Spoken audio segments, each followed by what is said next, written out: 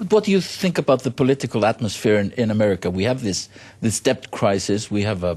We don't have a debt crisis. That's more propaganda. Is it? Okay. Take a look at any of the serious economists. Yeah. I mean, well, to be precise, there's a long-term debt crisis, but there is no short-term deficit crisis. And the debt crisis, yes, it's long-term. It's due primarily to Ronald Reagan and George W. Bush. Reagan had fiscal policies were just totally wild. He tripled U.S. debt. He turned the United States very quickly from the world's leading creditor to the world's leading debtor. Well, during the 1990s, that was kind of leveled off a little bit, and in fact, Clinton left office with a slight budget surplus. Then George W. Bush came along, and radical tax cuts for the rich, wild spending, so there's more debt. Now, the deficit, which is not the debt, that's a short-term phenomenon. And yes, there's a deficit, but it's not the major problem by any means. I mean, joblessness is the major problem. Yes. And if there was any interest in dealing with the deficit, the sources are pretty well known.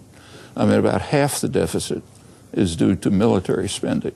But there's so much discontentment in America. There's discontent over joblessness. Hatred. Not the deficit. Yeah. You take a look at polls. Look, the actual unemployment is, in some sectors of the economy, at the levels of the Great Depression, and in many ways worse. I mean, I'm old enough to remember the Great Depression. My family was mostly unemployed working class, and it was pretty bad, but it was hopeful. There was a sense we're going to get out of this somehow. There were things happening that made it look as if there's a way out. That's missing now. There's a sense that we're not going to get out of it, and that may be correct. Manufacturing industry, which is sort of the core of an employment economy, that has been very consciously undermined and moved offshore. It's great for the corporations; they make a huge amount of profit, but it's for the population. Since Reagan, since around 1980, real wages have mostly stagnated or declined. There is enormous wealth, but it's in very few pockets. I mean, everyone knows that the U.S. is highly unequal since roughly 1980. But what's less known is that the inequality is largely driven by a fraction of 1% of the population, a sector so small it's not even picked up in census figures.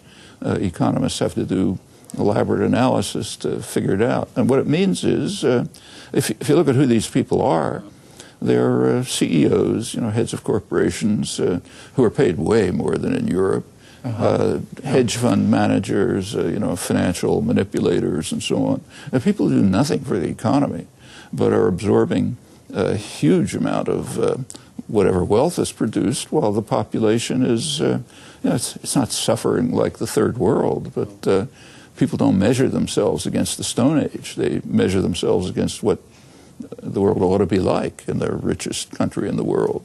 And yes, they're very angry. And unfortunately, the anger is taking extremely dangerous forms. Dangerous forms, you say? What are those? Well, you want to see what forms it's taking? Just look at the front runner for the next election. Rick Perry, governor of Texas, is highest in the polls, way higher than other Republican candidates, but higher than Obama, too. And take a look at his policies.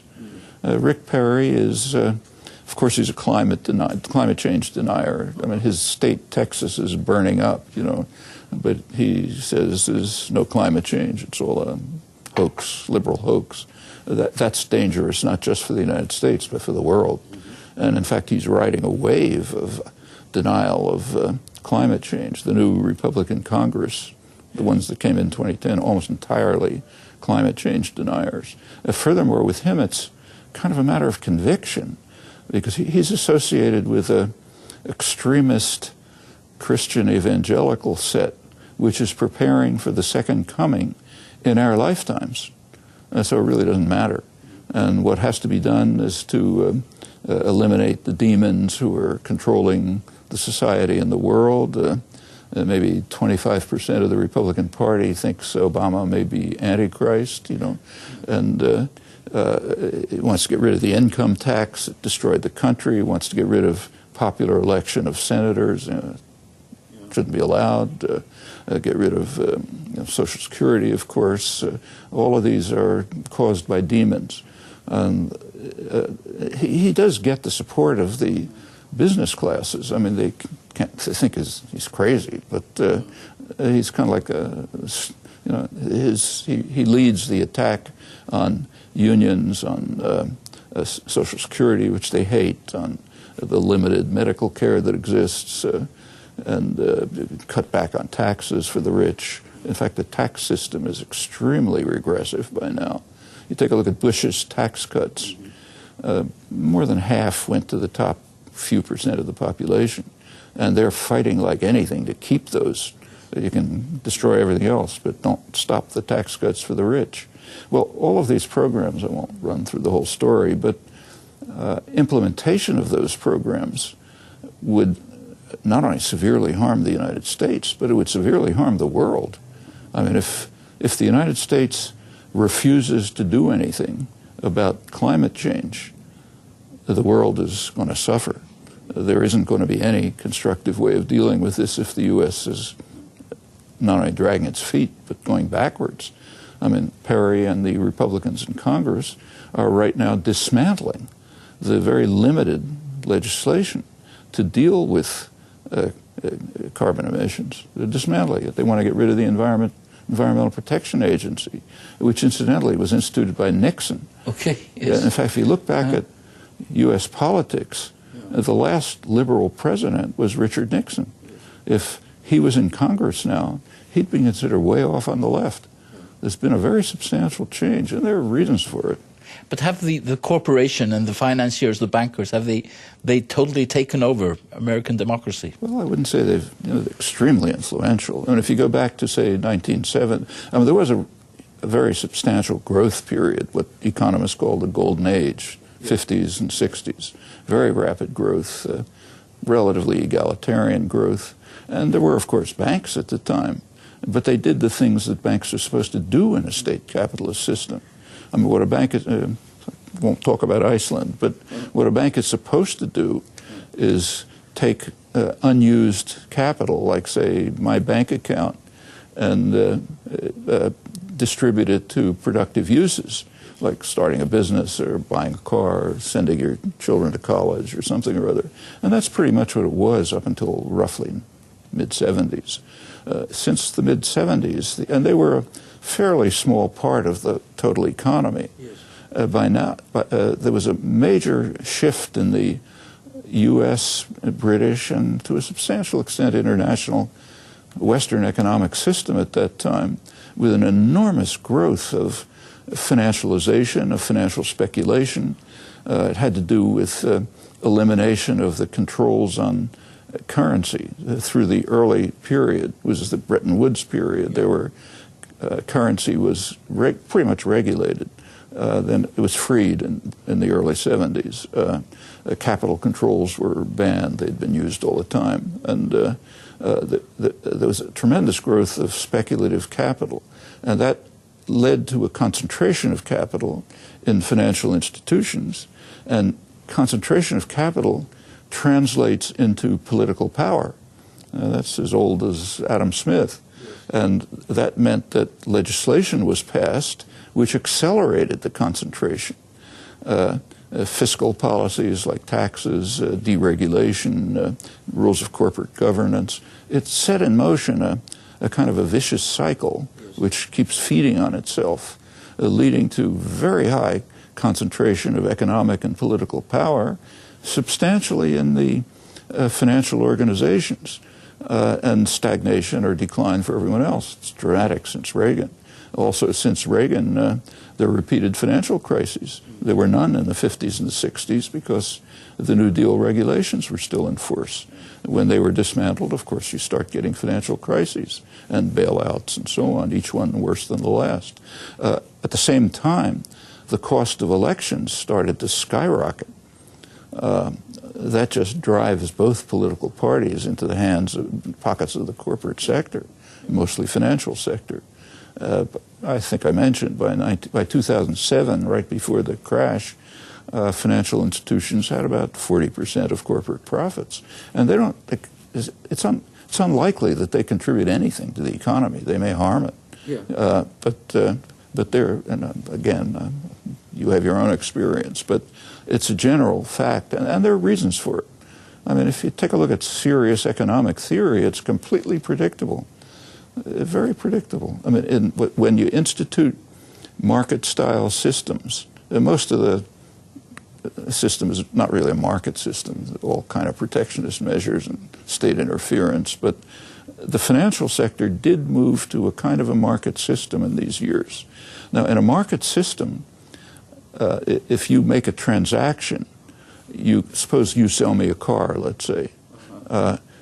If you and I we're paying attention, we'll arrange the transaction so that you and I benefit from it. But we don't pay any attention to what are called externalities, to the effect of the purchase on him, let's say. And there is an effect. Like there's an extra car on the road, there's more pollution, gas prices go up, and that magnifies. Well, that's negative externalities. Suppose you're a CEO of Goldman Sachs. If you make a transaction, you recognize that if it's a risky transaction, it might cost you. If it's a risky transaction, it's going to make high profits, but of course there's a danger that it'll crash. So you take care, if you're paying attention, you take care of the potential losses to yourself. You do not take account of what's called systemic risk, the risk that if your transactions go bad, the whole system collapses. But that's exactly what happens repeatedly. So what you're doing is underinsuring systemic risk, and that virtually guarantees financial crises. Now, for, say, Goldman Sachs, it's not a problem because they may talk free market, but they believe in a powerful state. They want a powerful state which comes to their rescue, which is what happens repeatedly. After every crisis, the taxpayer bails them out. And in fact, if you look closely, the credit rating agencies today actually, when they rate the value of a corporation, say Goldman Sachs, they take into account the likelihood that it'll be bailed out by the taxpayer if their risks go bad, so they're ranked higher. All of that encourages the behavior, which is, for simple market reasons, almost guaranteed to lead to crashes. And we're now preparing for the next one. Yes. Well, the politicians seem to be unable to tame this beast. Oh, they're able to tame it, all right. They choose not to. Yeah. And in fact, when these politicians are, like, say, Obama, put into office by funding from the financial institutions, they're unlikely to do it. I've only barely skimmed the surface. It goes beyond this. I mean, the political parties in the United States used to have internal rules. So, for example, if a member of Congress wanted to move into a more senior position, head of a committee or something, it was based on service, seniority, and so on.